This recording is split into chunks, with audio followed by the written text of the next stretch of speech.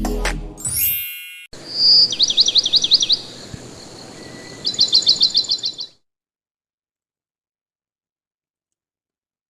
students, how are you? Welcome to SVS English classes.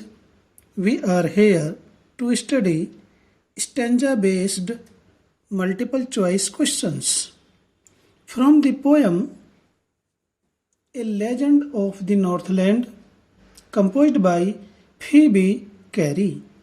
Phoebe Cary के द्वारा compose की गई poem A legend of the Northland, Northland की पौराणिक कथा नाम की इस पोयम के जो स्टेंजा बेस्ड MCQs हैं उनको हम स्टडी करने वाले हैं। और स्टेंजा वाइज हमने वीडियो पहले ही YouTube पर अपलोड कर दी है, उसको आप स्टडी करें। उसके बाद इन stanza based multiple choice questions को स्टडी करेंगे तो आपको क्लियर हो जाएंगे। तो आइए शुरू करते हैं। He came to the door ... him a single one। ये स्टेंजा है। नीचे फर्स्ट क्वेश्चन शुरू करते हैं। Who is he in the first line। Stanza की फर्स्ट लाइन में, यानी कि ये ही यहाँ पर दे रखा है, ये ही इस लाइन में कौन है? तो कौन है ये? A. Saint M. Salem, B. Saint Joseph, C. Saint Peter, D. Saint Mary। तो इसमें जो मोस्ट एप्रोप्रिएट अल्टरनेटिव है, मोस्ट सुटेबल अल्टरनेटिव है, वह है सेंट पीटर।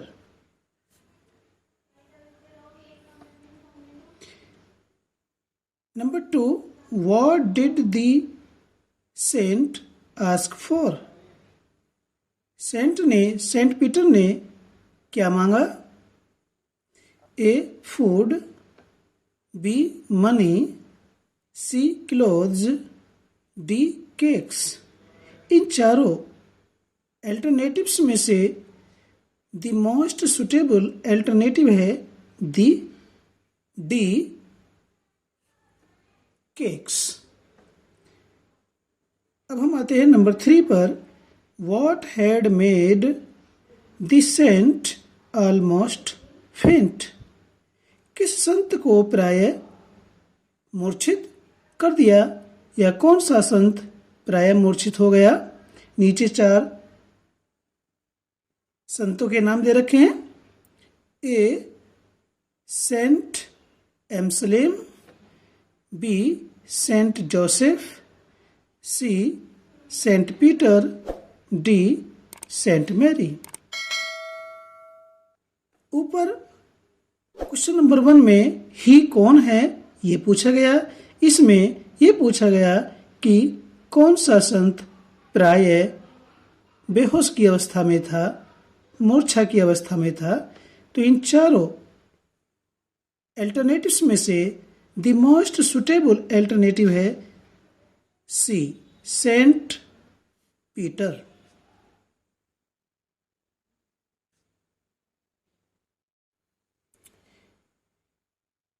नेक्स्ट स्टेंजा है so she made a very ...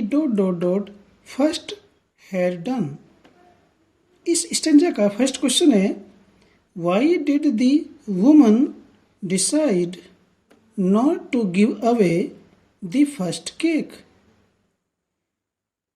why did the woman decide, महिला ने क्यों फैसला किया, क्यों निश्चय किया नॉट टू गिव अवे, न देने के लिए, द फर्स्ट केक, पहला केक, पहली रोटी को न देने का उसने क्यों फैसला किया?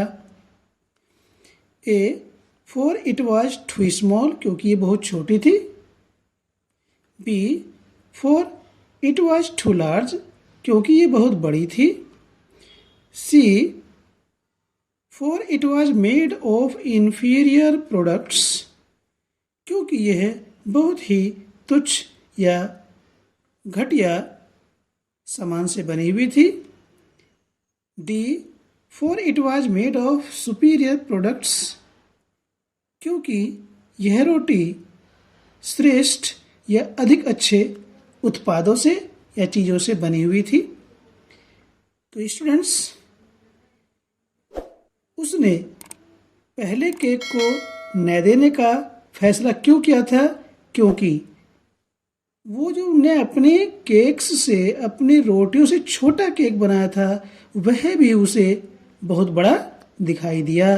तो इसका मोस्ट सुटेबल अल्टरनेटिव है बी, क्योंकि ये बहुत बड़ा था। सेकंड क्वेश्चन पर आते हैं।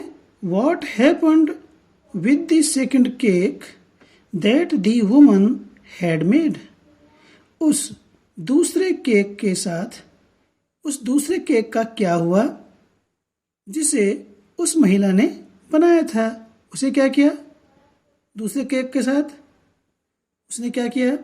ए, it was as small as the first one, ये उतना ही छोटा था जितना पहले वाला था। B, it was as large as the first one, ये उतना ही बड़ा था जितना पहला। C, it was as inferior as the first one, ये उतना ही निम्न श्रेणी का या घटिया था जितना पहला। It was as superior as the first one, ये उतना ही श्रेष्ठ या अच्छा था जितना पहला केक था या पहली रोटी थी। तो स्टूडेंट्स, इन चारों विकल्प की जब हम स्टडी करते हैं तो जानकारी होती है ये नहीं है, ये नहीं है। अब आती स्मॉल, स्मॉल होता तो वो दे देती, लेकिन क्या था? बड़ा था। उसे वो दूसरा छोटा केक भी पहले केक के समान बड़ा ही नजर आया या प्रतीत हुआ। ये इसका मोस्ट सुटेबल अल्टरनेटिव है। ठीक है students, now we come to the third stanza.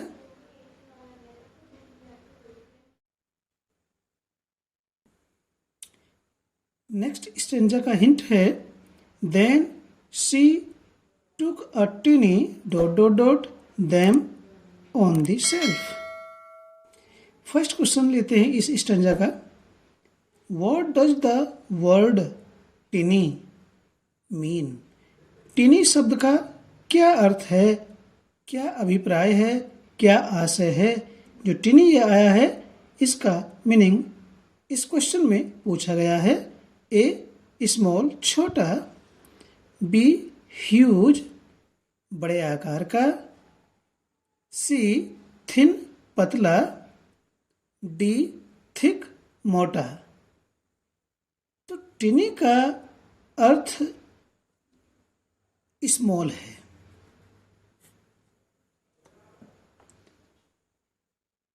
Number 2, which literary device has been used in baked it thin as a wafer?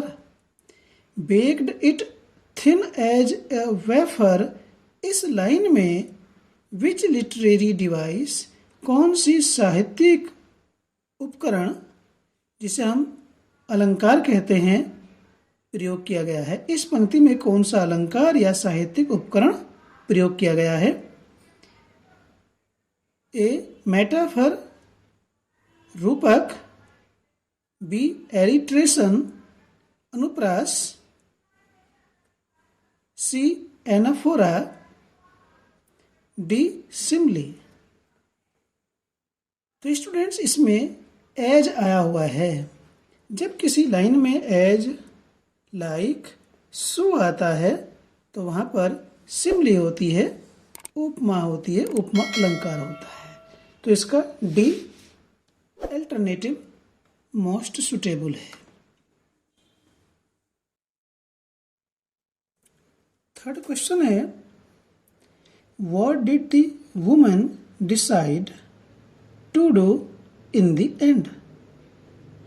In the end, अंत में, उस छोटे कद की वृद्ध महिला ने क्या करने का निश्चय किया? What did the woman decide, उस महिला ने क्या निश्चय किया? टू डू करने का, इन द एंड अंत में, जब उसे अपनी रोटियों से छोटी पहली रोटी, दूसरी रोटी और तीसरी भी उसको बड़ी ही लगी, तो फिर अंत में उस छोटे कद की वृद्ध महिला ने क्या करने का फैसला किया?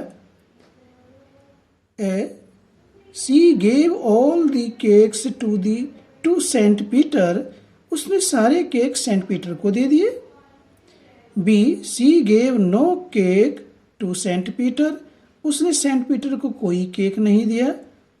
सी, she gave him a lot of money, उसने उसको केक नहीं दिए, उसे बहुत सारा धन दिया। D, she threw all the cakes out of her home, she threw उसने फेंक दिए, ऑल द केक्स सारी केक्स या सारी रोटियां, आउट ऑफ हर होम अपने घर से बाहर, उसने अपने घर से बाहर सारी रोटियों को फेंक दिया। तो स्टूडेंट्स, ना तो उसने सेंट पीटर को सारे केक दिए, ना ही उसे धन दिया था, और ना ही उसने सारे केक्स को अपने घर से बाहर फेंका था। उसने सेंट पीटर को एक भी केक खाने के लिए नहीं दिया था। तो इसका मोस्ट सुटेबल है बी। तो इस वीडियो को स्टूडेंट्स हम यहीं पर समाप्त करते हैं। वीडियो अच्छा लगा तो लाइक कीजिए, चैनल पर पहली बार आए तो चैनल को सब्सक्राइब भी कीजिए और अपने दोस्तों को शेयर कीजिए। फिर मिलते हैं stanza based multiple choice question की इस पोएम की लास्ट वीडियो के साथ। Till then take care, bye bye.